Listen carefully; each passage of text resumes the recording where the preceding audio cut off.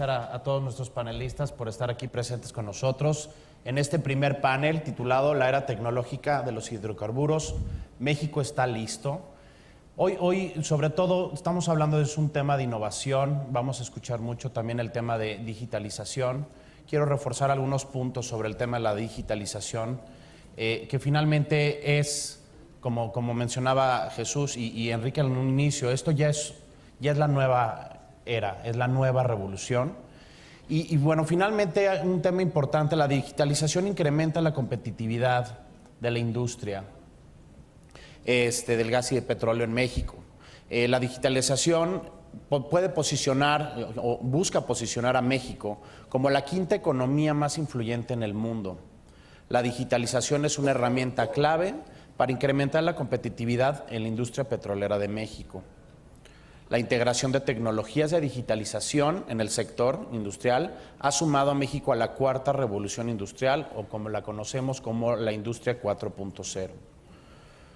Algunos datos importantes a considerar sobre la importancia de la digitalización es que la digitalización proporciona amplios beneficios para la industria mexicana.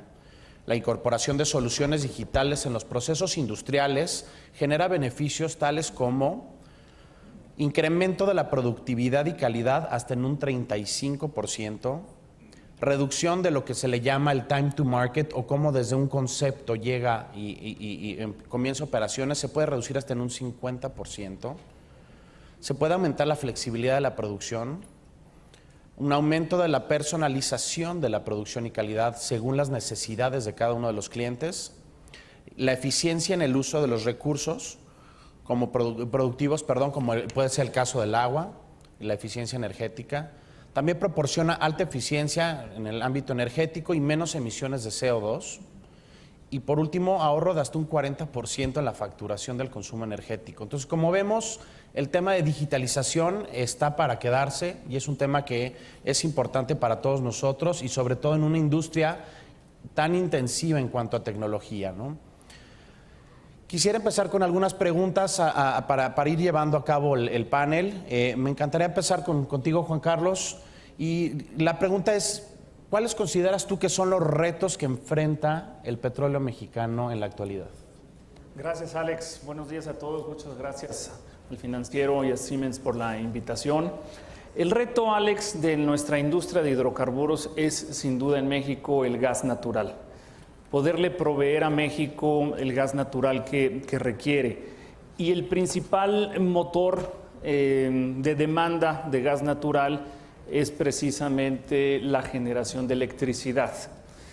En México el 57% de la energía eléctrica se produce con gas natural. La Secretaría de Energía tiene estimado que esta demanda que la demanda por energía eléctrica va a crecer a un ritmo de 3,5% aproximadamente al año. Pero eso no ha incorporado, Alex, no ha incorporado el cambio tecnológico que está llegando a su punto de realmente de tomar una curva exponencial. Me refiero al cambio tecnológico en el transporte. El día de ayer el periódico El Financiero publica una nota que estuvo en los encabezados de muchos periódicos internacionales, que es: la armadora Volvo en 2019 deja de producir el coche de combustión interna.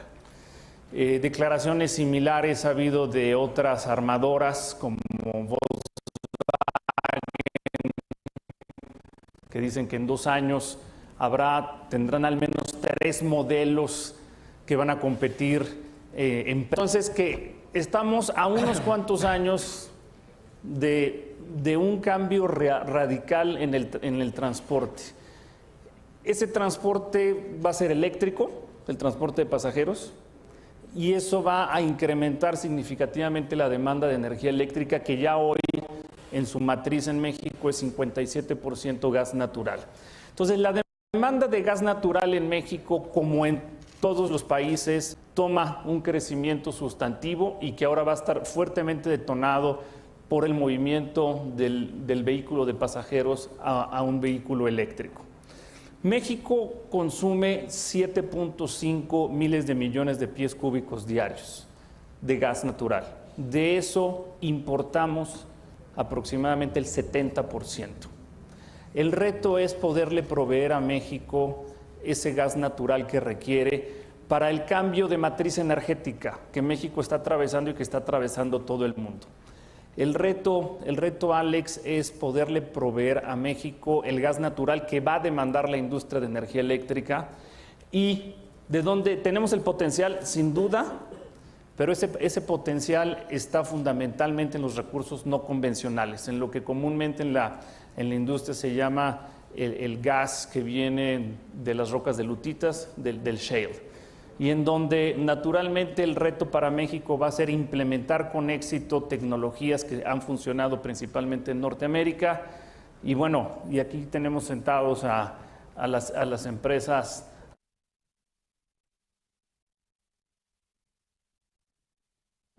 Muchas gracias, Juan Carlos. Quizá me paso contigo, José Antonio. ¿Cuáles consideras tú que son los principales obstáculos del crecimiento del sector y cómo pueden enfrentarse? Y a lo mejor siendo un poquito más, retando quizá un poco a Juan Carlos, ¿cuál es también el futuro del petróleo y no solamente del gas? ¿Cuál es el futuro del petróleo en México, ¿no? Bueno, yo creo que en lugar de obstáculos son retos que vamos a enfrentar en la industria petrolera. Y esos retos los tenemos que enfrentar bajo las bases del nuevo entorno regulatorio que tenemos. Un reto muy importante, si bien es cierto, lo comenta el presidente comisionado, de que requerimos gas, y que por cierto hay mucho potencial en México de gas, potencial en recursos prospectivos. La mitad de los 60,000 millones que calculó Petróleos Mexicanos en su momento de recursos prospectivos no convencionales, la mitad es gas. La mitad es gas, mucho de ese gas es gas seco, otro es gas húmedo. Entonces un gran reto que tenemos aquí para sacar esos recursos, primeramente es definir un régimen fiscal adecuado. Es un tema muy importante, un régimen fiscal adecuado para cada tipo de hidrocarburo, que en su momento también tiene que ver con la madurez de las áreas, a qué retos tecnológicos nos vamos a enfrentar. O sea, no puede haber un régimen fiscal uniforme, estándar, tiene que ser diverso, diversificado, más bien ad hoc a cada tipo de yacimiento que vas a explotar, madurez, conocimiento, etcétera. Entonces, sin duda, hay un gran potencial de gas. También en las aguas profundas tenemos grandes yacimientos que hemos descubierto de gas no asociado. El caso de, por lo menos tenemos 7 TCFs o 7 millones de pies cúbicos descubiertos. Entonces estamos hablando que sí hay un gran potencial. Ahora, ¿qué tenemos que enfrentar? Sin duda el aceite se va a seguir requiriendo. O sea, si bien viene una transformación hacia adelante, mucha de la industria petroquímica, química, va a seguir necesitando esos hidrocarburos líquidos que tenemos en México también de manera muy importante. Esos hidrocarburos líquidos, ya mencionaba, hemos calculado que hay 30,000 millones de recursos prospectivos, no convencionales, principalmente asociados a aceite y un gas con mucho contenido de humedad, ubicados principalmente en la cuenca Tampico-Misantla y lo que llamamos el sur de Burgos. Entonces, hay un gran potencial en México. O sea, creo que aquí el tema es cómo tenemos como industria petrolera, qué tenemos que hacer, tanto las autoridades gubernamentales como las compañías operadoras que estamos en México, como las compañías de servicio, para poder ser rentable este tipo de proyectos. El petróleo, todo indica, sin tener la bolita mágica, pues todo indica pues, que no va a subir en los próximos 3, 4 años, ¿sí? O sea, hay un tema de que hay mucho petróleo todavía en los países árabes, hay mucho petróleo todavía que están sacando asociado a aceite y lutitas, hay mucho aceite, me refiero a ese sentido, no petróleo, aceite, hidrocarburos líquidos, y no se ve, y el consumo también está creciendo a una tasa mucho menor de lo que crecía en años pasados. Entonces, es cierto, nos vamos a enfrentar también que va a haber una sobreoferta, ¿sí? Entonces, ¿qué tenemos que hacer aquí en México para capturar esos 110,000 millones de recursos prospectivos que hemos identificado en el subsuelo? Pues tenemos que trabajar y elaborar de manera diferente como lo hemos hecho tradicionalmente. Tenemos que también hacer uso vamos a decirlo así, de facilitar los procesos regulatorios también. Aquí a mi lado con Juan Carlos hemos platicado mucho de eso. Realmente la CNH nace cuando había una sola empresa operadora en México. Hoy hay, ¿cuántas, Juan Carlos, ya? ¿Cuántas empresas tenemos ya? Ya tenemos 49. Ya casi 50, estoy viendo ahí que Adamela me dice que 50. O sea, ya tenemos 50 empresas operando en México, entonces tenemos que cambiar la forma en cómo nació la regulación, ¿sí? No me imagino si hacemos realidad ese potencial que hay de aceite en lutitas en México, de gas de lutitas en México, vamos a ocupar miles de pozos. Entonces sí tenemos que hacer uso de las tecnologías, de la parte digital, sin perder la rendición de cuentas, sin perder la transparencia. Sí tenemos que facilitar de una manera totalmente diferente ese marco regulatorio que tenemos hoy en México, régimen fiscal. El potencial está en el subsuelo. En lo que estamos aquí está cómo extraerlo de manera rentable. Muchas gracias, José Antonio. Y quisiera entrando un poco el tema, hablando que hay cerca de 50 empresas ahora en México, a lo mejor me muevo un poco contigo, Javier. ¿Qué consideras tú que deben de propiciar las empresas del sector? ¿Y cómo deben de trabajar más de cerca quizá entre sí y con el gobierno? Ciertamente las empresas extranjeras y las nacionales que han entrado ahora al sector están invitadas para hacer aportaciones en conocimiento, tecnología, inversión, y eso lo están llevando a cabo a través de un esquema regulatorio que fue propiciado expreso para este objetivo. Efectivamente vemos ya que a través de ese mecanismo, ese vehículo llamado licitaciones, ya supera los 50,000 millones de dólares, eso es bueno. Ahora vemos que está en su reto principal superar ese nivel, porque responde mucho a una licitación para ganarla, es decir, para obtener la asignación y no necesariamente para obtener los mejores recursos que están en cada uno de los bloques. A eso entonces se suma una dupla muy importante, es la forma en la que se va a llevar a cabo la inversión, que efectivamente incorpore conocimientos nuevos, equipos nuevos de gran productividad, que reduzca el tiempo de perforación o que efectivamente traiga un mejor conocimiento sobre la estratigrafía del yacimiento. Si fuera también de yacimientos de lutitas o de shale, que efectivamente pueda reducir el tiempo o los días de perforación, entre otras cosas, y mejorar el conocimiento que tenemos de las características del tipo de lutitas que tenemos en el país. Pero también va a estar amarrado de la flexibilidad que venga en los contratos y de asegurar que efectivamente el regulador logre que se induzcan o se propicien las mejores prácticas de la industria. Ciertamente tenemos que cuidar los aspectos de seguridad y medio ambiente y también de salud en el trabajo, pero otros más tienen que estar ligados al propiciar la inversión en las etapas tempranas del desarrollo. Posiblemente tenga que ver que no todas las licitaciones estén buscando precisamente el más alto nivel de aportación al government take, sino que den un poquito más de espacio a las empresas que tengan experiencia, pero también que estén dispuestas a hacer más inversiones tempranas. Perfecto. Muchas gracias, Javier. Y quizá también platicando un poco de las mejores prácticas internacionales, quizá te cedo por ahorita a ti, Hermes. La pregunta es, ¿cómo el uso de la tecnología puede ayudar a las empresas a ser más eficientes? Bueno, Alex, muchísimas gracias por la invitación, Siemens el Financiero. Es sin duda que la eficiencia en términos de aplicación y desarrollo de tecnología ha sido uno de los factores fundamentales para poder afrontar en los últimos años las condiciones que hemos vivido para poder producir y afrontar la caída en los precios del petróleo. Pero si miramos históricamente, se ha abordado el ciclo de vida del petróleo desde las diferentes etapas con niveles de tecnología que han venido evolucionando en forma muy importante, desde el reconocimiento geológico de los prospectos, ya hoy en día con la digitalización y con la incorporación de sistemas que permiten reducir los tiempos de evaluación de cuencas y ya de incorporar mapas a nivel mundial. Eso nos permite facilitar el entendimiento y el direccionamiento de los potenciales recursos que tengamos. Posteriormente, creo que una de las áreas también que ha tenido una gran evolución, la sísmica, que hoy en día en todos sus niveles de tecnología ha podido alcanzar, no solamente a niveles de costos, sino a niveles de resolución, muchísimo alcance que nos permite a nosotros identificar con mayor certeza las calidades y los reservorios que nosotros podemos desarrollar.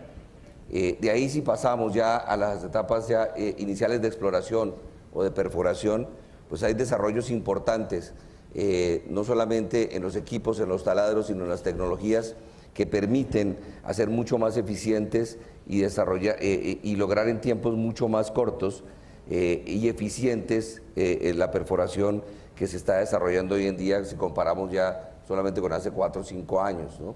Yo creo que lo que estamos viviendo en Estados Unidos con el shale gas fue una muestra clara de que la tecnología es un impacto fundamental para realmente hacer viables los proyectos. Nosotros vemos que hace tal vez 4 o 5 años teníamos más de 2.200 taladros en Estados Unidos produciendo las capacidades que se están haciendo hoy en día con 800 taladros.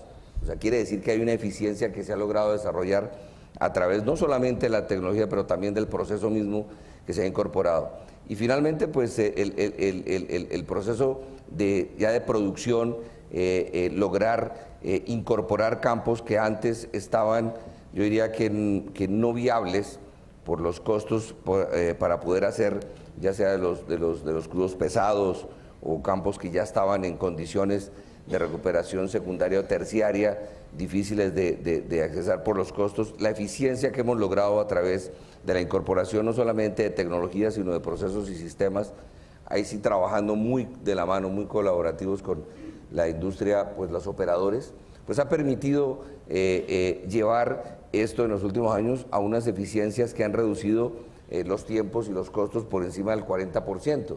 Entonces, definitivamente el impacto de la tecnología de la mano con la digitalización, con todas las nuevas formas de incorporar la innovación y el desarrollo de tecnologías ha permitido crear o ser viable nuestra industria y darle todavía una mayor prospectividad a muchas de las áreas. Lo que estamos viendo con aguas profundas pues necesita y es importante que la tecnología acompañe para hacer viables estos proyectos económicamente, ¿no? Perfecto. Muchas gracias, Javier. Yo te dejé al final a propósito, pero bueno, es más, te voy a hacer 2 preguntas y me voy con la primera, y es un poco ahondando en este tema. Una empresa del calibre de Exxon, empresa internacional mundialmente reconocida, ¿cuál consideras tú que son aquellas tecnologías que para ustedes consideran que son las más apropiadas para el sector? Y la segunda parte es cómo ves tú la aplicación de esas tecnologías en el mercado mexicano y en este ingreso, digamos, que tiene Exxon en el país, ¿no? Bueno, muchas gracias. Es un gusto estar aquí hoy y un honor compartir el panel con ustedes. Yo quisiera empezar por tal vez hacer una salvedad con respecto al título del panel, de la era tecnológica. Yo, en mi opinión, la industria del petróleo siempre ha sido una industria altamente tecnológica. Nosotros tenemos en muchas de nuestras oficinas una línea de tiempo de 150 años y en ella mostramos todos los avances tecnológicos que la industria ha estado aplicando. Cada vez que hay un avance tecnológico lo aplicamos a nuestra industria. Entonces, lo que sí es verdad es que la industria es cada vez más compleja. Los retos cada vez son mayores.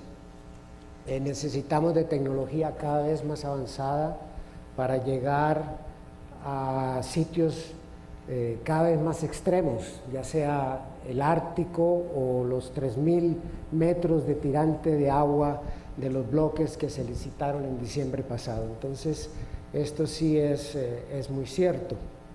Yo, ya que estamos en un panel de innovación, quisiera poner un par de ejemplos de la tecnología que usamos en ExxonMobil que a lo mejor son un poco diferentes.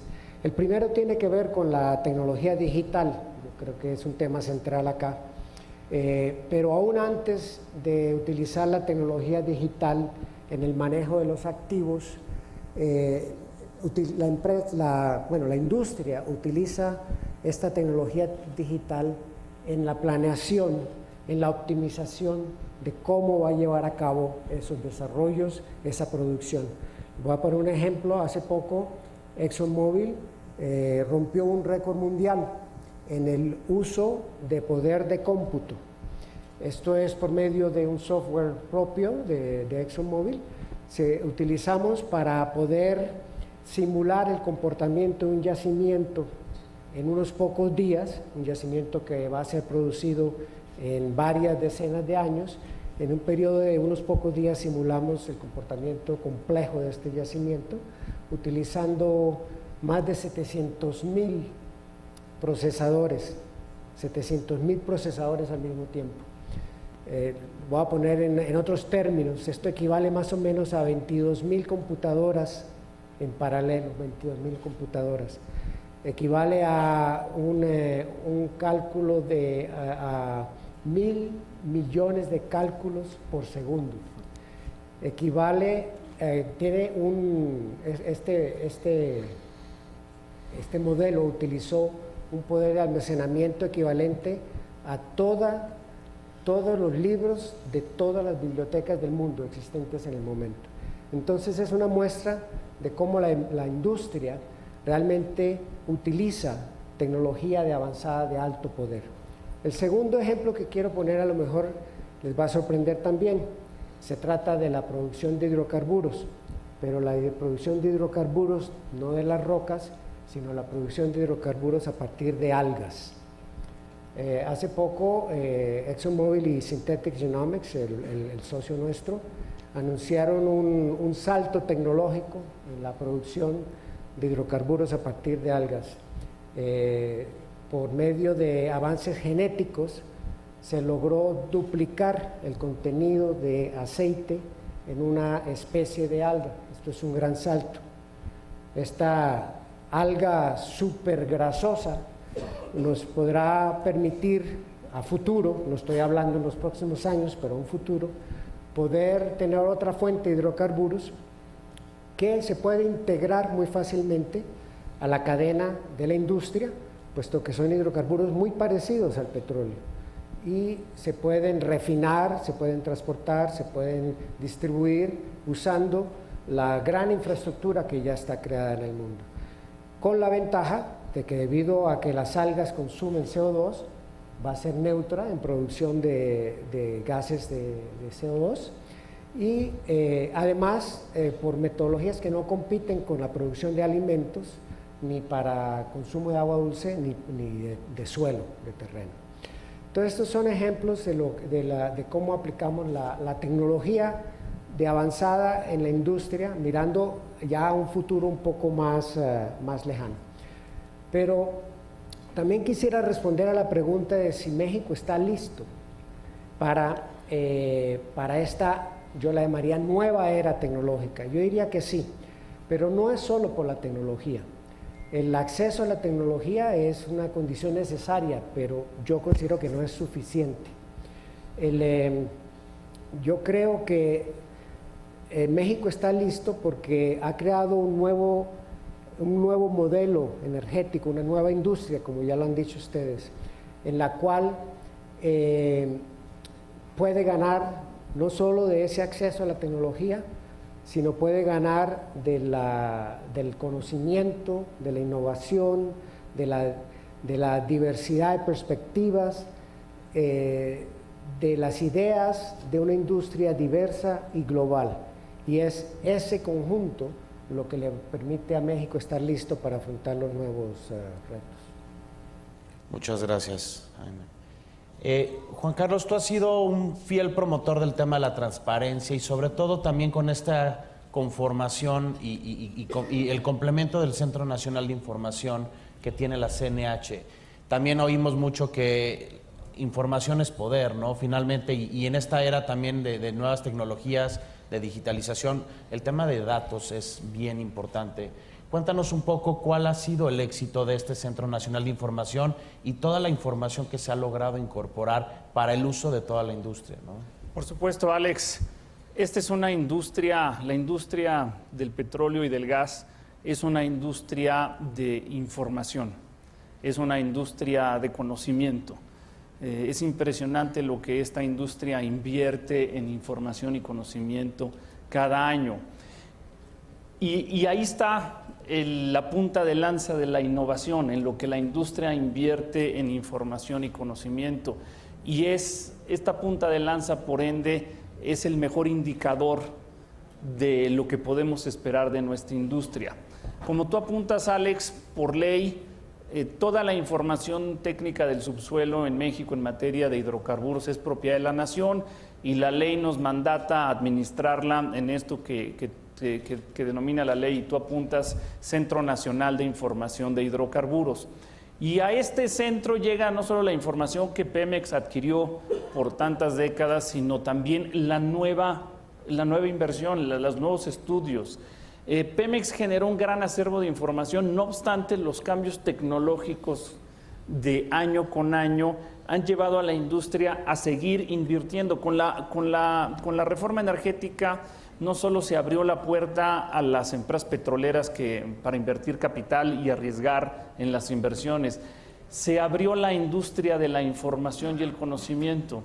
Entonces, a México han llegado decenas de empresas de geofísica a estudiar el subsuelo.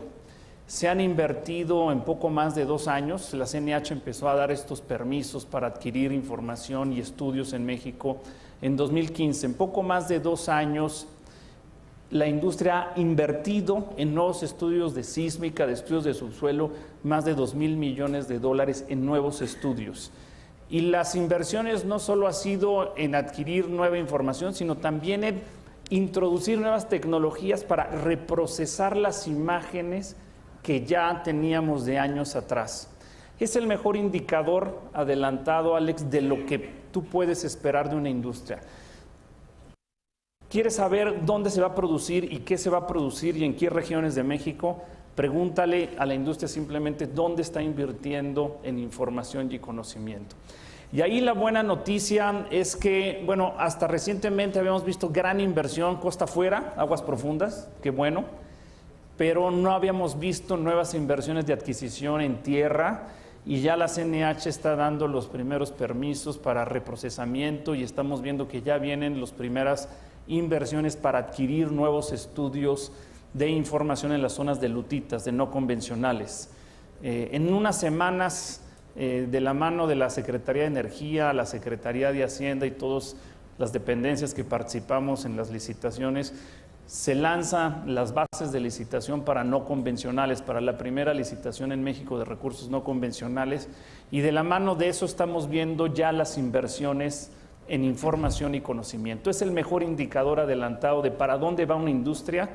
Hay que ver dónde están invirtiendo en innovación, y en México es un claro indicador, y ahora celebramos que en el Centro Nacional de Información de Hidrocarburos se están dando ya los primeros permisos de estudio de subsuelo para no convencionales.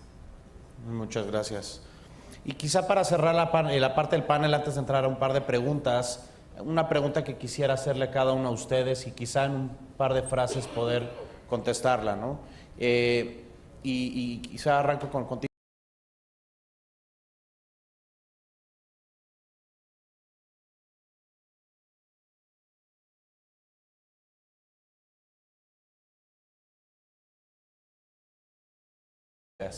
¿Qué consideras tú que deben de hacerse en México para posicionarlo aún mejor en mercados internacionales? Bueno, como ya comentaba Juan Carlos, creo que hizo una descripción bastante clara del impacto que tiene el conocer el subsuelo de mejor manera. Y la manera de conocer el subsuelo, aparte del conocimiento geológico de los pozos que hemos perforado, lo que vemos en las montañas, en las sierras, es tomar información sísmica tridimensional o 2D, dependiendo del área donde estés. Propiamente es lo que llamamos nosotros la radiografía del subsuelo, ¿sí? Entonces, es cierto que, y simplemente pongo un ejemplo, todos los quiebres de incremento de reserva que ha habido en el mundo está asociado a innovación tecnológica, sin duda. La sísmica 2D, cuando se habló del punto de reflejo común, para hablarlo en términos técnicos, estamos hablando de tecnologías, nos permitió descubrir las cuencas del sureste de México. Había unas grandes capas de arcilla que no podíamos ver el Cretácico profundo, y la tecnología que existía te absorbía toda la energía en la parte superior. Con esa tecnología del punto de reflejo común pudimos ver a más de 3,000, 4,000, 5,000 metros en los 70s. Eso nos permitió descubrir en su momento las cuencas del sureste, y esa misma tecnología nos permitió ver hacia el norte, más allá del mito del pescador Cantarell, nos permitió extender el Pilar de Yacal hacia la sonda de Campeche. Y ahí también, ¿qué era Cantarell? Un gran montículo, no sabíamos si era sal o era una intrusión arcillosa, etcétera. Entonces, a base de aplicar tecnología, pudimos ver esa gran estructura que es hoy Cantarell, Campo Cantarell. O sea, la tecnología tiene un reto muy importante. ¿Dónde se van a hacer las inversiones que se han hecho hoy en sísmica? Aguas profundas. En el mundo, las reservas futuras vienen de aguas profundas y no convencional.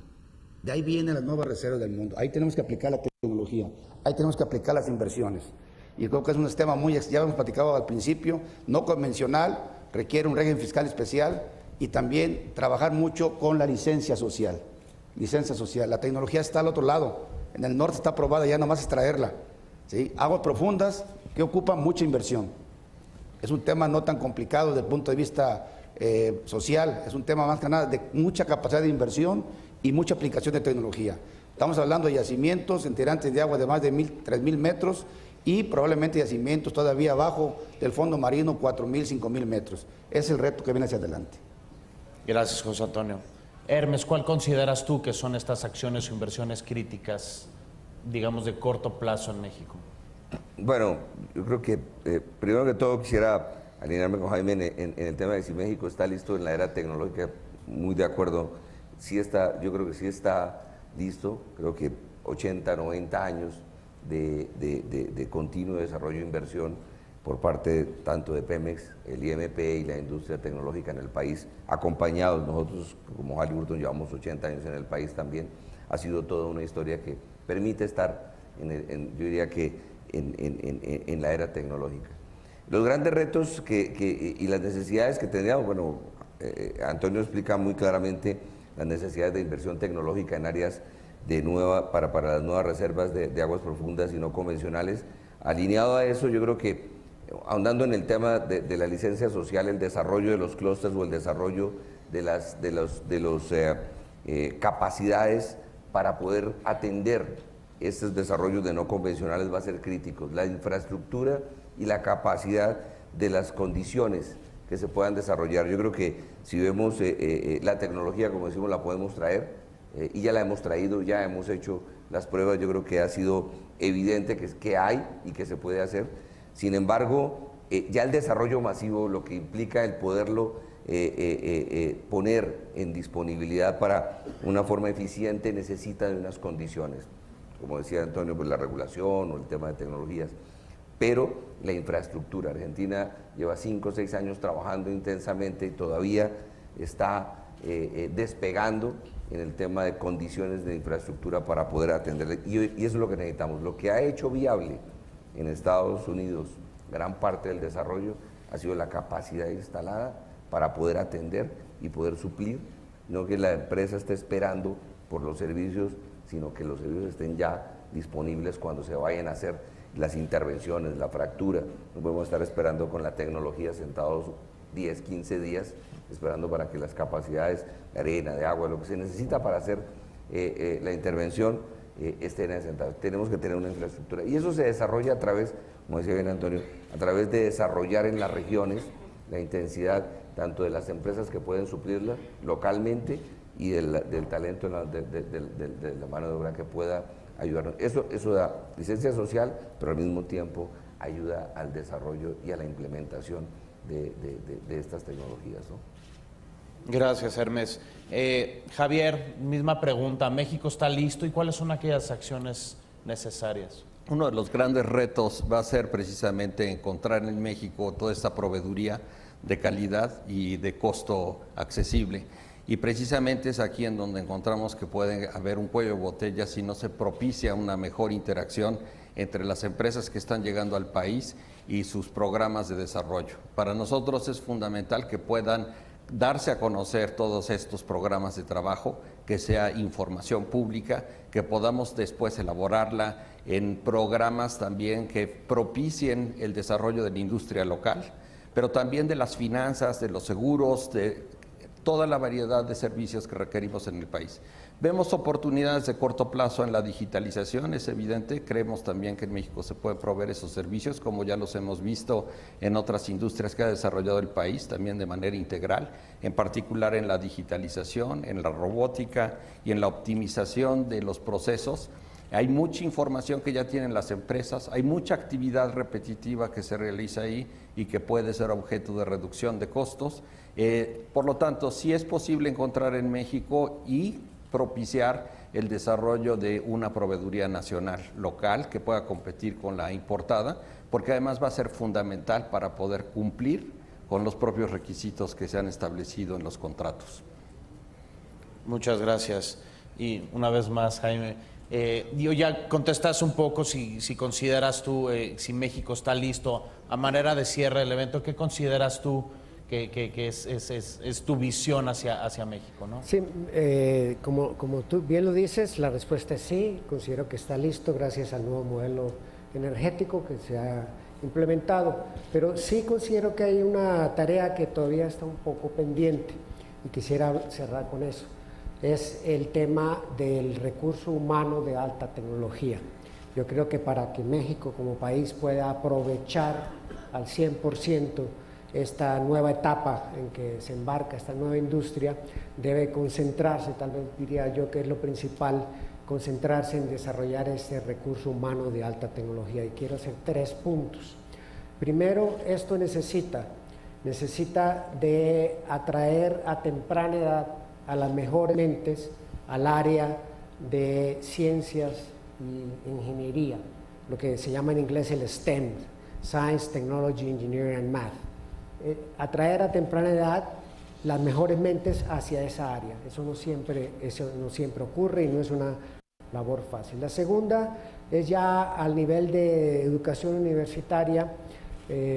Leía en el periódico La Jornada la semana pasada que menos del 20% de los universitarios que cursan carreras en ciencias y tecnología tienen posgrados. Esto no sirve para la industria del petróleo. Necesitamos mucha mayor proporción de grados avanzados. Y tercero, en una educación que sea verdaderamente universal. No se trata tanto de especialización. Para el tema de innovación se trata más de una educación que incluya temas como liderazgo, que incluya temas como trabajo en equipo, comunicación, idiomas. Todo esto es, yo considero, algo en que se puede concentrar México. Muy bien, muchas gracias. Tengo entendido que hay unas tarjetitas para preguntas del público, si nos pueden ayudar a juntarlas. Y yo nada más, y la dejo abierta ahora sí que para todos, y uno de los puntos que tocaste, hay que acercarnos a la juventud, hay que promover esto. La mayoría de ustedes han estado en el sector energético y o en el sector petrolero todas sus vidas.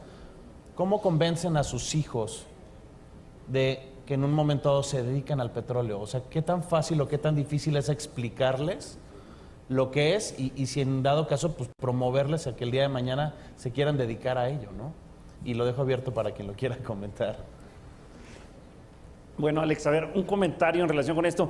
Voy a regresar a lo que señaló el doctor Buitrago, que es el reto, buena parte del reto de capital humano y en relación con los jóvenes es precisamente enfocarlos en buena medida. Obviamente todas las disciplinas son necesarias, pero en buena medida en estas carreras, en estas áreas STEM, ¿no? Science, Technology, Engineering and Mathematics, y particularmente a las mujeres. Ese es un reto mundial. Aquí en México la propia OSD lo ha señalado y tiene programas especiales. La necesidad de infundir en nuestras jóvenes que enfoquen sus carreras también en áreas STEM. En materia de capital humano es muy importante incorporar a las áreas STEM a las mexicanas, a las jóvenes mexicanas. Ese es un reto fundamental en donde ya varias organizaciones lo están haciendo a nivel internacional. En México recientemente anunció un programa la OSD, pero es fundamental que en el panorama petrolero y de energía veamos más mexicanas, más mujeres incorporadas a la rama STEM. Bien. Me pone una pregunta aquí para ti. ¿Cuál es el costo de producción por barril de aceite a partir de algas? ¿Es algo que se pueda comentar? Sí, claro, se puede comentar. En este momento el costo es casi que infinito. Sí, claro. Yo creo que para la primera gota de aceite nos gastamos varios millones de dólares. Hemos invertido varios millones de dólares con nuestros socios con Synthetic Genomics. Pero lo que estamos haciendo es hacia futuro. Obviamente es hacia futuro. Y por supuesto, estos avances genéticos lo que van a permitir es bajar esos costos hasta el punto en que ya podamos empezar a pesar en plantas piloto. Es completamente experimental en este momento. Pero como ustedes entenderán, el doblar el contenido de grasas en un alga, pues significa bajar el costo a la mitad, porque entre otras cosas se logró este avance sin disminuir la tasa de crecimiento del organismo. Entonces es muy interesante. A futuro creemos que puede ser algo de mucho interés. Muy bien, muchas gracias. Y otra pregunta aquí para Juan Carlos. ¿Qué posibilidades le ve al gas natural directamente para el transporte público como alternativa al eléctrico? Sí, a ver, en materia de transporte, como lo comentamos hace un momento, a nivel de pasajeros, la transformación es exponencial hacia el auto eléctrico, lo cual va a detonar una tremenda demanda de electricidad adicional que a su vez requiere como demanda derivada una mucho mayor producción de gas natural en México. Eso en cuanto al transporte de pasajeros. En cuanto al transporte camiones de pasajeros y carga, lo que también observamos en tendencia internacional es sí gas natural comprimido, y cuando la distancia es muy larga, inclusive gas natural licuado. E inclusive gas natural licuado también está llegando al transporte marítimo. Entonces, al final, ya sea como fuente directa en el transporte de carga o pasajeros, gas natural, o como demanda derivada en el auto eléctrico para el transporte individual de pasajeros, al final todo eso repercute en una presión enorme para que México produzca mucho más gas natural.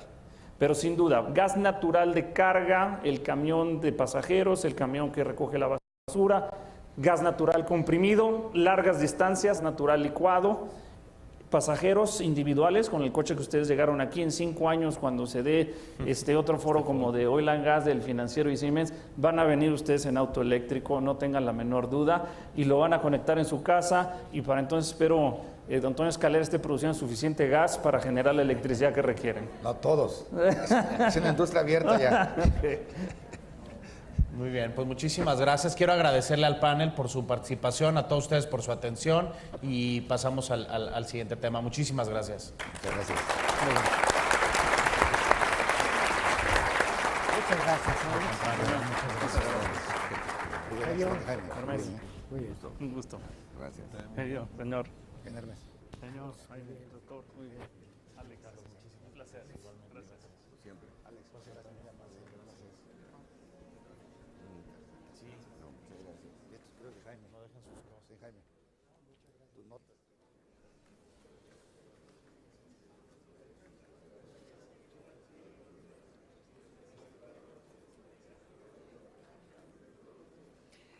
Muchas gracias a todos los participantes en este primer panel. La era tecnológica de los hidrocarburos, ¿México está listo?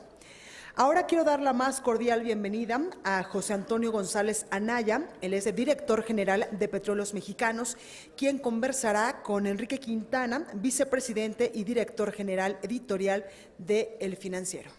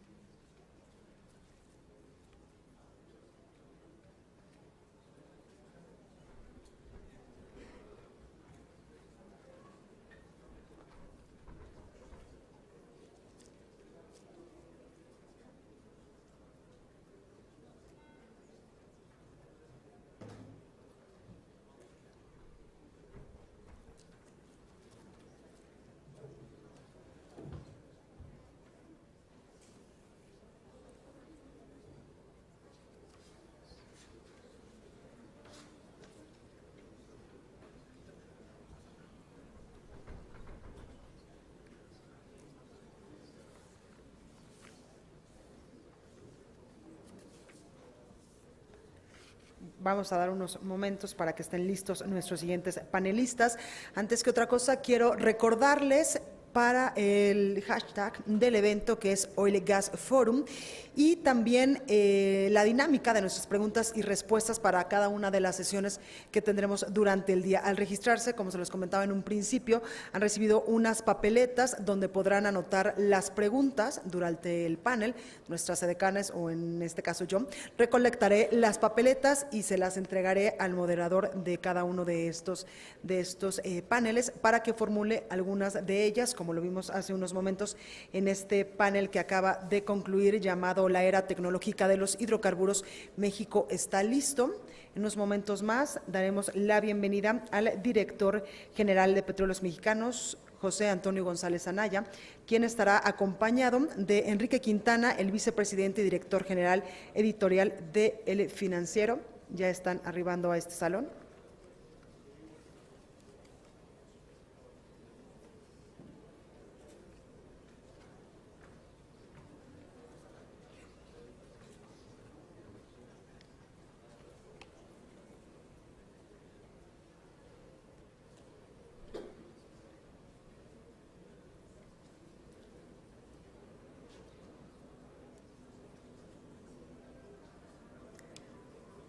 Bueno, me comentan que vamos a dar un espacio de 5 minutos. Tenemos un pequeño retraso de nuestros panelistas. En un momento más vuelvo con ustedes.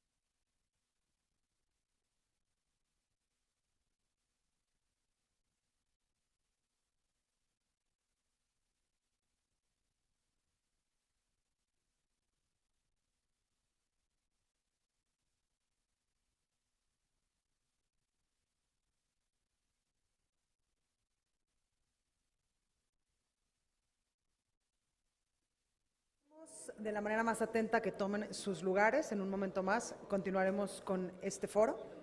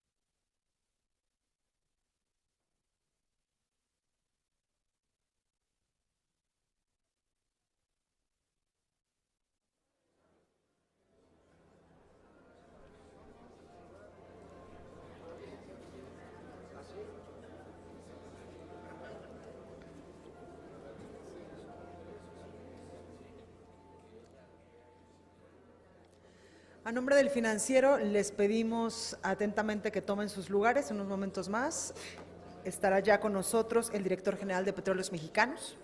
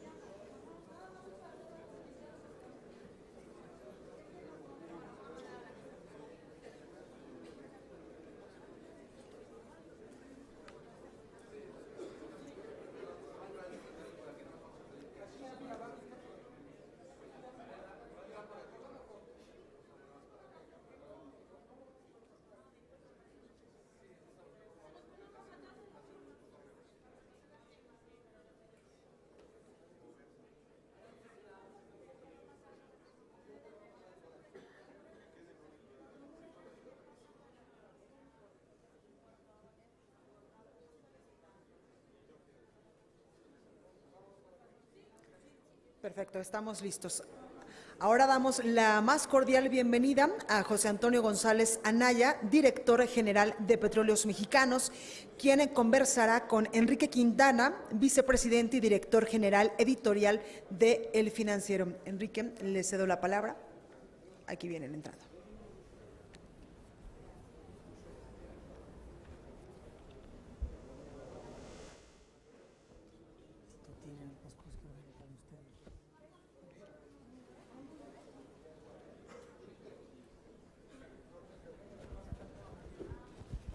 Vas de aquel lado.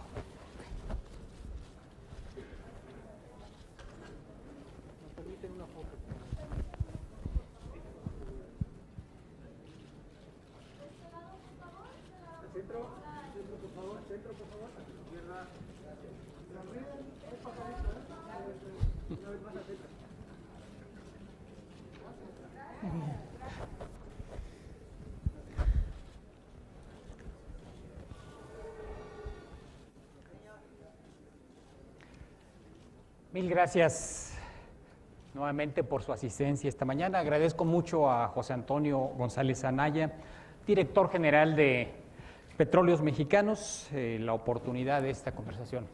Bienvenido, José Antonio. Muchas gracias, buenos días, Enrique. Siempre es un placer conversar contigo. Siempre estoy tenso porque tus preguntas siempre son buenas.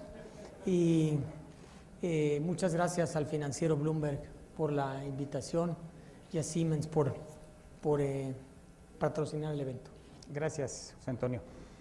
Allá en febrero de 2016, recuerdo que pensé, se sacó Pepe Toño la rifa del tigre. Llegaste a la Dirección General de Pemex en aquel mes. Llevas hoy 1 año y 5 meses al frente de Pemex. ¿Cuál es brevemente tu balance? ¿Cuáles son los avances que ves ya significativos, donde percibes el cambio? ¿Y dónde están las áreas de oportunidad? ¿Qué se atoró de lo que pensabas en aquel arranque de gestión? Ya ves, son preguntas que parecen fáciles, pero no son tan fáciles. Pues yo te diría que el balance es irónico, porque cuando llegué, el presidente, cuando me hizo el honor de nombrarme director de Pemex, me dio 2 indicaciones muy puntuales, muy cortitas y muy puntuales, que en este año y cachito hemos venido desdoblando. En aquel momento no estaba tan claro cómo lo íbamos a desdoblar, pero la primera era ajustar la estrategia de negocios al nuevo entorno de precios, que significa estabilizar y ordenar las finanzas de Pemex.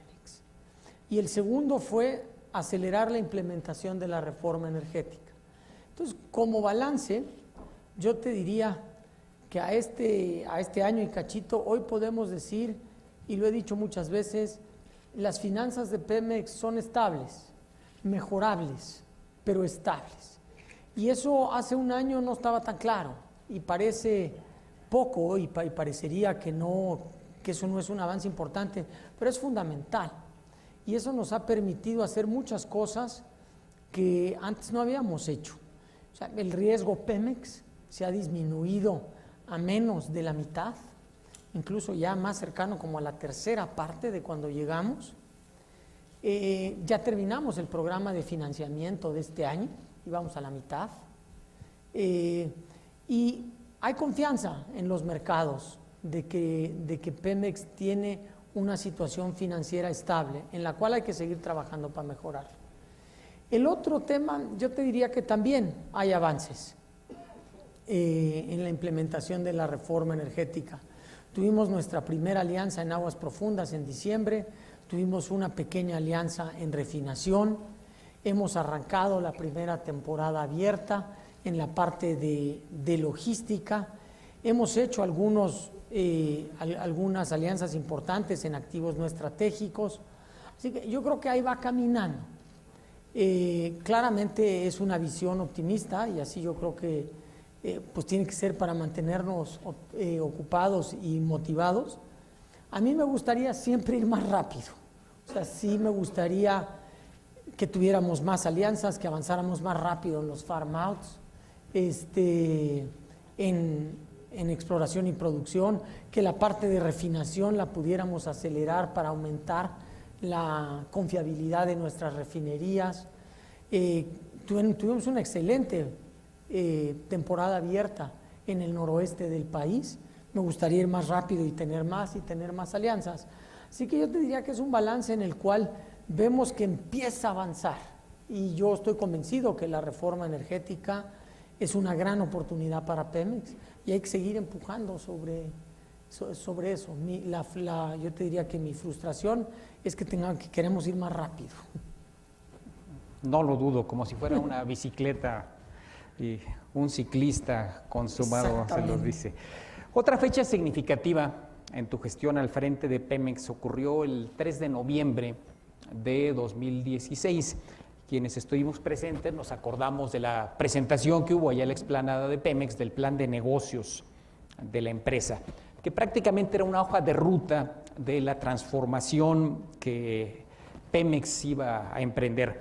Estando entre el público y escuchando los comentarios de la gente, había escépticos que pensaban, hemos visto muchas ocasiones que se pretende cambiar a Pemex, pero esta empresa es como la torre, grandota, no se puede mover. Es muy complicado convertir a Pemex del monopolio estatal que fue en una empresa con habilidad, con capacidades para competir, que es a donde apuntaba en buena medida el plan de negocios. Son 7 meses de aquella presentación. ¿Cómo va? Pues mira, es un poquito, yo te diría que el plan de negocios va bien. Nos marcó una ruta clara. Y hemos tenido avances importantes desde entonces. Y tienes razón, había escépticos y todos teníamos, cuando uno hace planes, siempre dudas de qué uno puede hacer. Pero una de las cosas que a mí me gustó de cuando hicimos este esfuerzo fue que tratamos de hacerlo lo más realista posible. Hicimos proyecciones de precios que eran conservadoras, junto con el mercado, y más o menos los precios ahí están, han sorprendido a la baja en los últimos días, pero no estamos tan lejos de los precios. Me hubiese gustado que hubiesen sido aún más conservadoras y estuviéramos mejor, pero no fue así. La plataforma de producción, hay que recordarlo, el año pasado fue la segunda vez en más de 20 años que Pemex cumple su meta de producción. Es casi increíble, porque otros años hemos producido más, pero siempre le fallábamos a la meta de producción. Cumplimos la meta de producción, de hecho, mejoramos nuestro balance financiero de lo que habíamos dicho que íbamos a hacer. Dijimos que íbamos a salir con las primeras alianzas a principios de año y salimos en diciembre. Entonces, ahí va. Para estas alturas, nosotros queríamos, y tampoco es secreto, haber incluido nuestra primera alianza en aguas someras en la ronda que acaba de ocurrir, que fue muy exitosa, pero era un campo un poco complicado y muchas empresas nos pidieron más tiempo para estudiarlo más. Entonces eso se retrasó, va a ocurrir en octubre, junto con otro par de campos terrestres, y una cosa nueva, tendremos un campo nuevo en aguas profundas para finales del año. Entonces yo te diría que eso ahí va. Tenemos que acelerarlo. En el plan de negocios traíamos más alianzas. En la parte de refinación yo creo que se han estabilizado las cosas. Tenemos todavía mucho que mejorar, pero ahí va. Entonces yo te diría que así la torre no se puede mover, pero es de acero, es bastante flexible. Y ha aguantado todos los temblores desde que se terminó de construir, incluido el del 85. Así que yo le veo futuro a Pemex y yo creo que con los nuevos instrumentos que tenemos podemos hacer cosas. Doy un ejemplo, en refinación en particular. Hicimos una alianza para el suministro de hidrógeno. En lugar de tener que invertir $200 millones en renovar la planta, nos dieron 50 y además nos van a suministrar hidrógeno 30% más barato de lo que nos costaba a nosotros mismos hacerlo, con una confiabilidad enorme. O sea, hay gente que se especializa en eso. Entonces, cosas como esas nos van a permitir ir mejorando poco a poco la operación de la empresa. Hablabas hace unos minutos del tema financiero de la empresa. Y también eso es algo que ha preocupado consistentemente a los mercados, a los inversionistas. ¿Cuál es el escenario? Se han reducido las pérdidas, sin embargo, el primer trimestre, está por reportarse el segundo al final de este mes, pero el primer trimestre las pérdidas que bajaron significativamente fueron todavía de 62,000 millones de pesos. ¿Podemos ver en el horizonte algún momento en el que Pemex ya no pierda esos resultados trimestrales que tengan color negro? Mira, yo creo que sí. Y en el plan de negocios que tú mencionaste, hablábamos de que Pemex podía regresar a equilibrio más o menos en el 2019 o 2020. Recordemos que Pemex es una empresa grandotota, es una de las 100 empresas más grandes del mundo. Entonces, darle la vuelta a estas cosas, alguien utilizó la analogía, así como tú utilizaste la de la torre, de que era como un tanquero, un gran petrolero, y a estas cosas hay que darles las vueltas pues sin prisa, pero sin pausa. Entonces hay que irle dando la vuelta despacio. Yo esperaría que esto poco a poco se vaya cumpliendo. También es interesante que los 2 trimestres anteriores fue la primera vez desde el 2011 que Pemex tenía 2 trimestres en negro. La verdad, o sea, como están puestos los resultados, pues varían de trimestre a trimestre. Entonces, no sorprende, pero yo esperaría que hacia el 19 o el 20 Pemex empiece a ser ya una empresa con resultados positivos en general. En uno de los paneles anteriores se habló de un tema que también es recurrente en la discusión, el tema de la carga fiscal que tiene Pemex, uno de los elementos justamente para que pudiera arreglarse este asunto de los números rojos. ¿Cómo visualizas hacia el futuro el tema de la carga fiscal de Pemex? Pues mira, tampoco es secreto para nadie. Yo fui el subsecretario de Ingresos.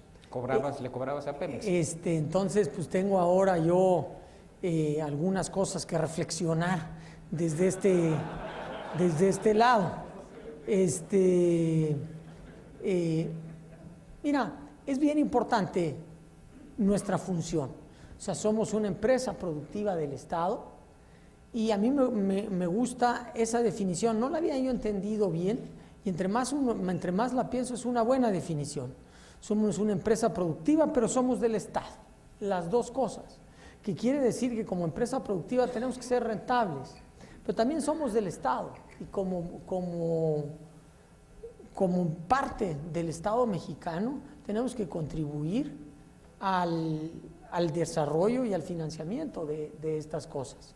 Entonces, pues mira, yo te diría que en detalles podríamos discutir de un lado y de otro y tenemos que ir buscando un equilibrio sano hacia adelante que permita que Pemex pueda ser rentable, pero que sea productivo y eficiente a la vez.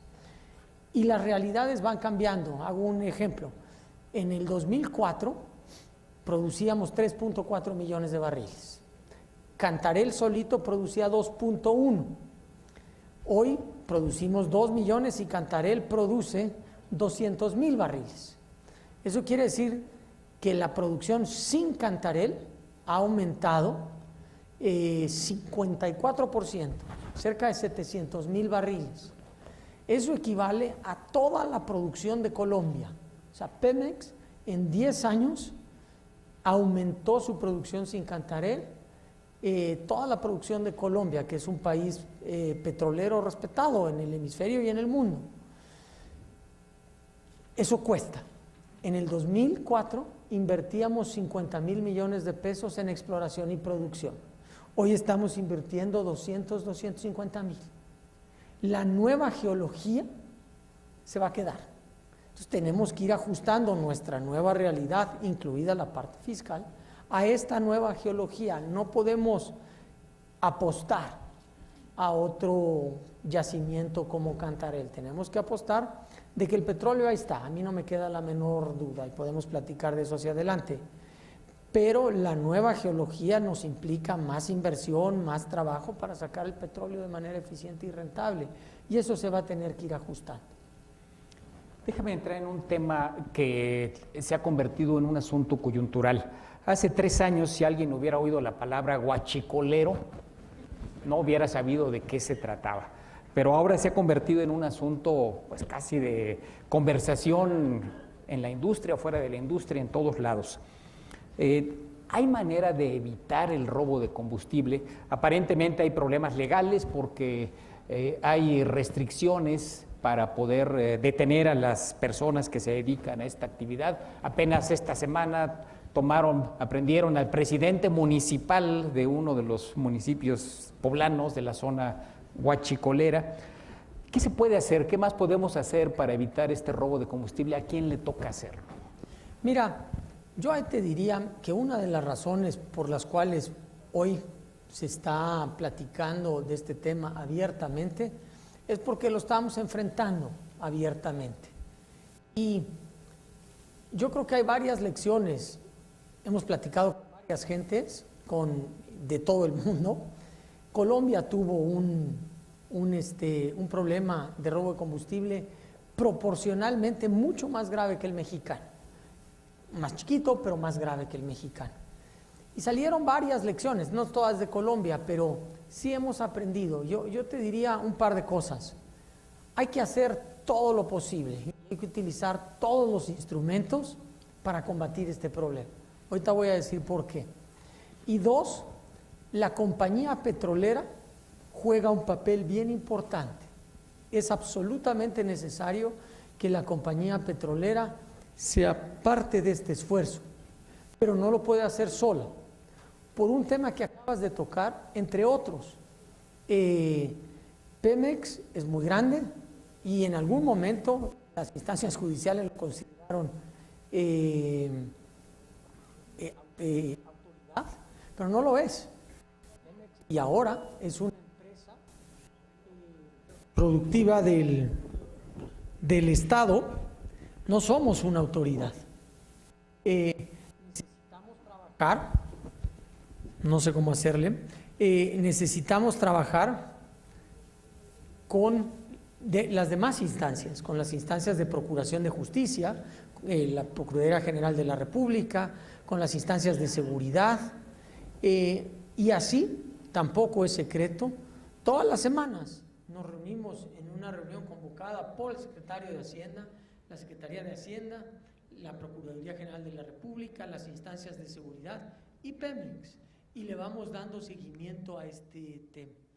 Y yo te diría que hay varias, además de que ahora Pemex está empujando esta estrategia porque es el que más pierde de esto. Aquí perdemos todos. Pierde Pemex, pierde Hacienda y pierde el país, no solo por los ingresos, sino porque se descompone el tejido social. Y ya lo hemos visto. Pero otra de las cosas que estamos haciendo es, siempre la estrategia se ha concentrado, y es nuestra intuición natural, tratar de ir a cachar a la gente cuando se está robando el combustible. Y la verdad es que las pérdidas que tenemos son del orden de 20,000 millones de pesos. Eso no se vende en cositas chiquitas. Hemos visto declaraciones en la prensa del transporte organizado que dice que está metido así. Entonces, ahora la otra innovación que estamos haciendo es atacando la demanda, a dónde va este combustible, y utilizando pues todos los instrumentos a nuestro alcance. No va a ser una cosa fácil, o sea, no es una cuestión de días, tampoco es una cuestión de semanas, y yo me atrevo a decir que no es una cuestión de pocos meses, va a ser de varios meses, en donde poco a poco vamos a ir empezando a ver, yo espero, con la cooperación de todos, que esto vaya bajando. Ahorita tenemos una ventaja. Pemex hasta ahorita es el único proveedor de gasolinas en México. Entonces, nosotros sabemos cuánto vendemos en todos lados, entonces eso nos permite tener mucha información que estamos poniendo a disposición de otras autoridades para que vaya caminando este asunto, como pues acaba de ocurrir en este ejemplo que tú acabas de mencionar, ¿no? La versión, José Antonio, de que en este proceso debe haber gente de adentro involucrada, de la propia empresa, del sindicato, ¿qué es lo que hasta ahora realmente sabemos? Mira, yo ahí sí quiero ser muy enfático. La empresa como institución no está metida en esto. El sindicato como institución no está metido en esto. Eso no quiere decir que no haya gente en Pemex metida en esto, empleados sindicalizados o no sindicalizados, y lo hemos dicho abiertamente. Y si se encuentra algo, vamos a proceder con todas las de la ley. Y nosotros estamos trabajando para que si hay cualquier cosa, vayamos procediendo contra los funcionarios o trabajadores que estén metidos en esto. Pero es importante pensar, o sea, que quede claro que en la empresa no hay una cosa organizada que lo está haciendo, y tampoco en el sindicato es parte de la institución del sindicato. Habrá gente que trabaja por ahí, pero vamos a proceder con todas las de la ley conforme vayamos avanzando también en ese frente. Permíteme abordar otro tema de coyuntura. Hace algunas semanas se inundó la refinería de Salina Cruz. Hubo luego el lamentable accidente, el incendio, y se paralizó. ¿Cuál es la expectativa de recuperación de la actividad de la refinería y qué tanto está afectando ya el abasto de gasolina o petrolíferos en general? Mira, yo te diría que no hay un problema de abasto. Eso lo podemos decir con contundencia y tranquilidad. La reactivación de la refinería, hay varios pasos. Todavía no sabemos exactamente qué pasó, sí sabemos que se inundó, pero eso nos da varias cosas que a mí me gustaría clarificar. Se inundó la refinería y eso forzó a hacer un paro seguro de las instalaciones de la refinería. El accidente ocurrió en la casa de bombas que está a un lado, o sea, está en el mismo complejo de la refinería, pero no está en las plantas de refinación.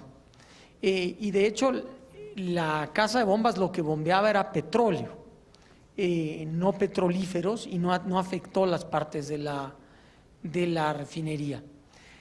Cuando esto bajó, valoramos hacer lo más rápido posible para restablecer la actividad de la refinería lo más rápido posible.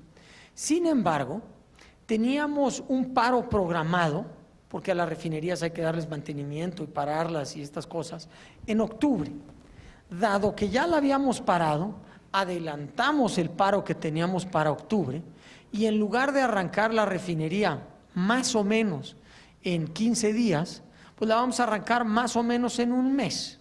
Entonces, el paro solo, entre comillas, solo es de extra que no tuviéramos programado durante el año, más o menos como de 15 días, que podemos reemplazar con nuestra actividad en otras refinerías y con importación a la vez. Entonces, sí es importante para mí aclarar esto, porque, o sea, pues parecería que fue una cosa fue una cosa complicada y trágica a la vez, pero la razón por la cual se va a estar parada un mes es porque pues le íbamos a parar 15 días en octubre, y mejor la traemos ahorita y ya no la paramos en octubre y nos vamos de corrido.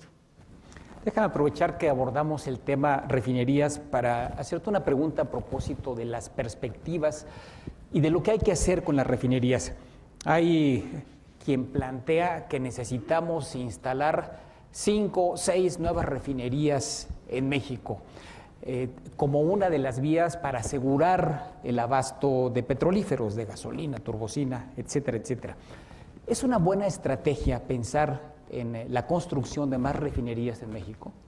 Mira, yo te diría, habrá que valorarlo. Yo creo que a estas alturas, para nosotros ahorita, estamos pensando en otras alternativas, que son las siguientes. Doy algunos datos. No se han hecho refinerías fuera de Asia desde hace 30 o 40 años. ¿En ningún lado? En ningún lado del mundo. En Asia sí, pero fuera de Asia no se han construido nuevas refinerías. En Estados Unidos el número de refinerías se ha disminuido de manera bien importante, como de 350 a 150 en los últimos 50 años, y se han concentrado en la costa. Y esto tiene mucho sentido, lo que ha ocurrido. Varias razones. Una refinería, además del proceso de refinación, necesita, como acabamos de ver, una casa de bombas, una planta de hidrógeno, una planta de electricidad, una planta de vapor, un puerto, para que le puedas llevar petróleo y sacar petrolíferos, tuberías que las llevas, etcétera. Entonces, lo que ha ocurrido en el mundo es que las refinerías actuales se reconfiguran, se renuevan, se amplían y se hacen más eficientes, pero no se construyen refinerías nuevas en general en el mundo. Y hay un buen ejemplo de esto aquí en México. Salió en la prensa, estábamos moviendo las calderas, de hecho llegaron las últimas ayer en la noche a Tula. Son unas cosas grandísimas, son unas cosas que tienen un poquito más de 10 metros de diámetro y 40 metros de largo, y las tuvimos que traer por el puerto de Altamira, dimos una vuelta porque no podíamos entrar derechito a la Ciudad de México, pues, por las curvas y demás, de casi 1000 kilómetros.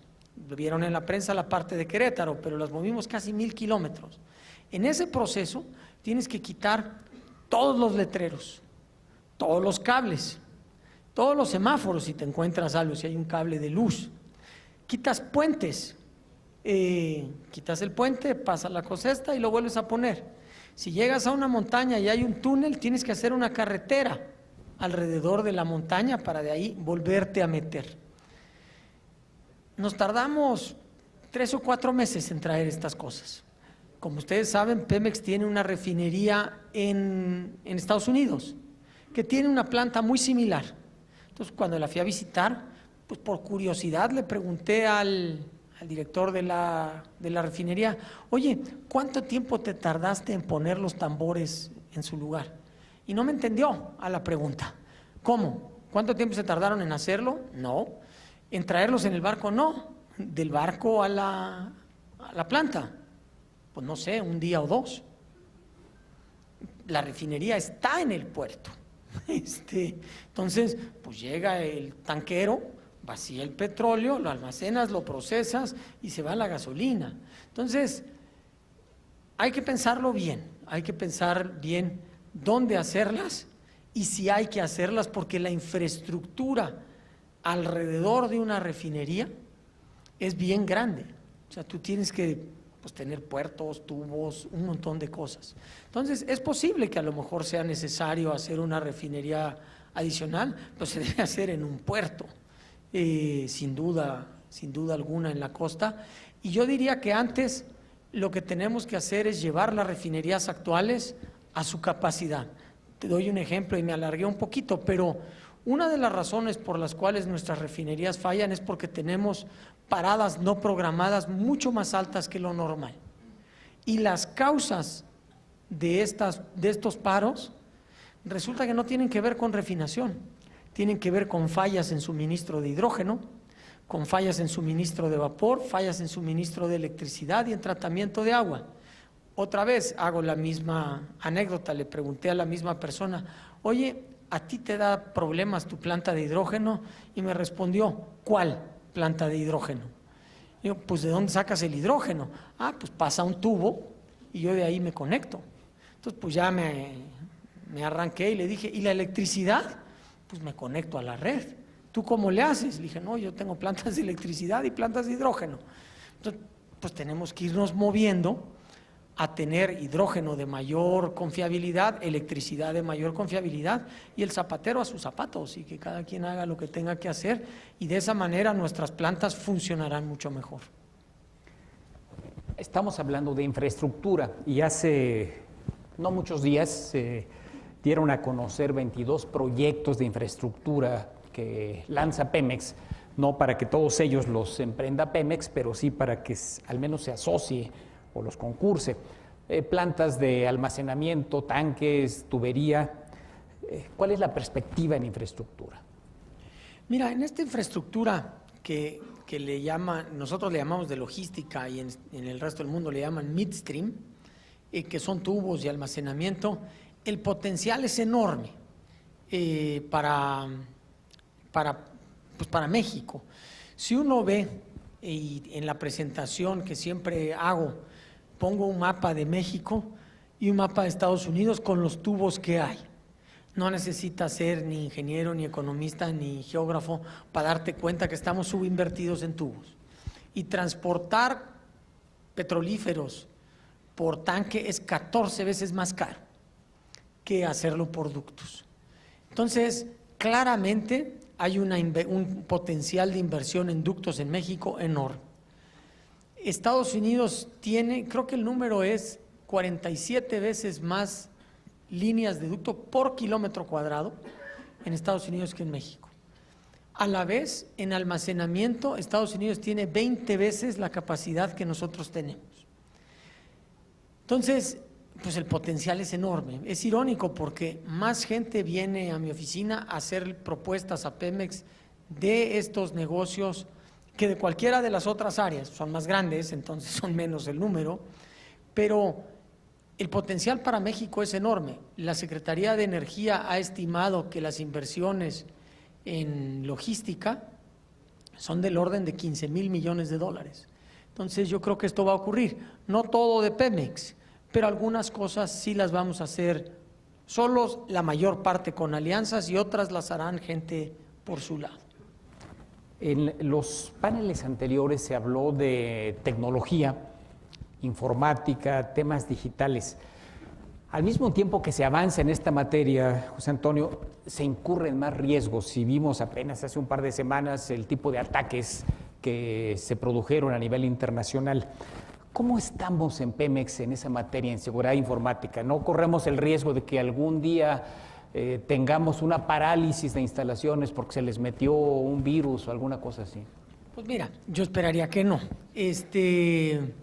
Pero es algo que nos preocupa y nos ocupa.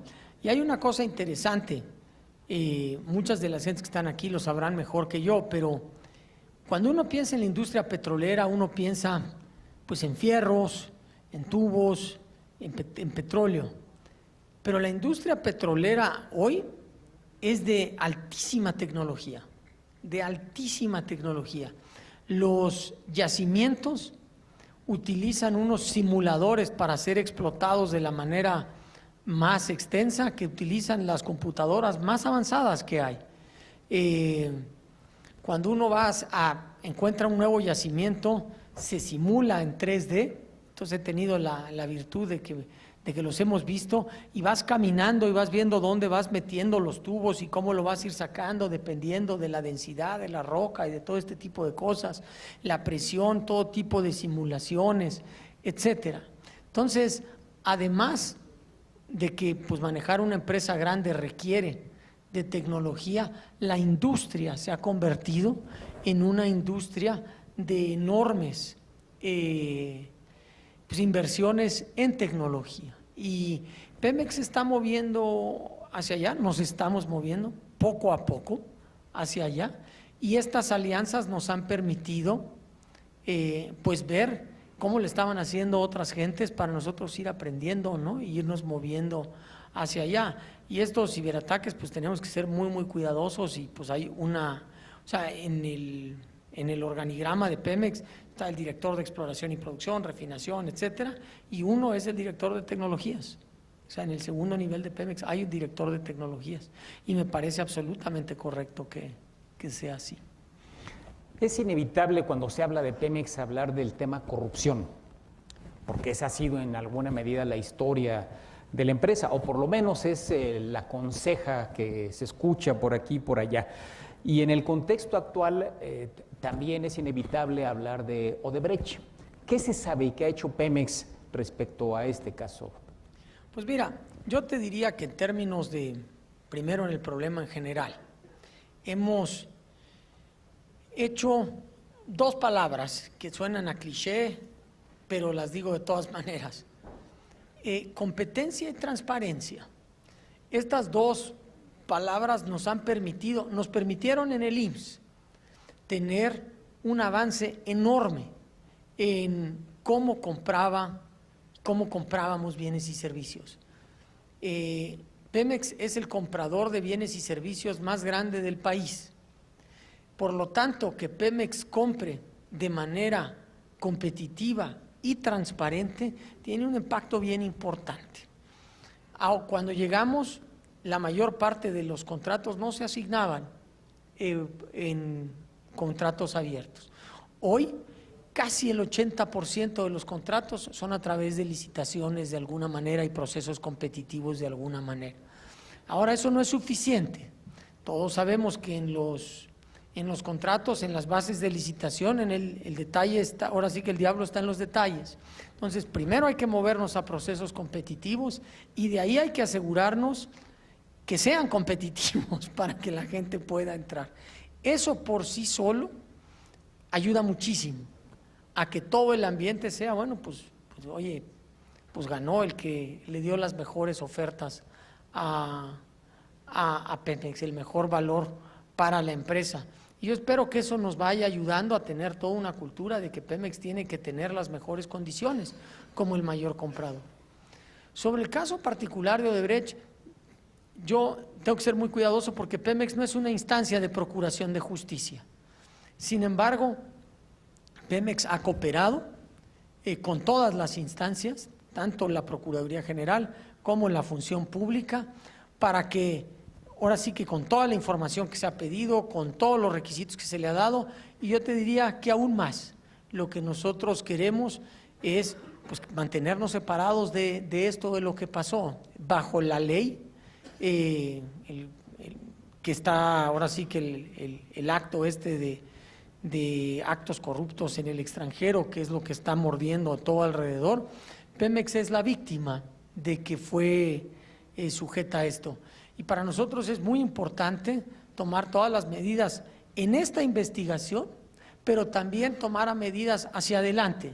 Y ha salido por ahí que contratamos a un agente a que nos ayudara a eso, es correcto. Y tenemos un nuevo plan que presentaremos pronto al Consejo para mejorar las medidas de cumplimiento alrededor de todo este tema, porque es bien delicado. Y en este nuevo entorno es bien importante que Pemex se mantenga sin algún problema de estos, porque vamos a tener socios y a los socios les interesa tener buenos socios y queremos ser parte de ese grupo. José Antonio, estamos a año y medio de que termine la actual administración y en una industria como la de los hidrocarburos, los tiempos en general son muy largos, decíamos, se miden a veces en lustros, en décadas. ¿Qué garantía hay de que al término de la administración este esfuerzo que se ha venido haciendo en Pemex pueda continuar? ¿O qué riesgo hay de que el 1 de diciembre de 2018 empiece a contarse otra historia? Mira, yo te diría que hay tres partes ahí. La primera parte es la reforma energética, es un cambio constitucional y por ende los cambios constitucionales son difíciles de hacer, se requieren un montón de consenso. Tan es así que se intentó varias veces hacer una reforma energética y nunca se pudo hacer el cambio constitucional hasta ahora, los consensos no se lograron.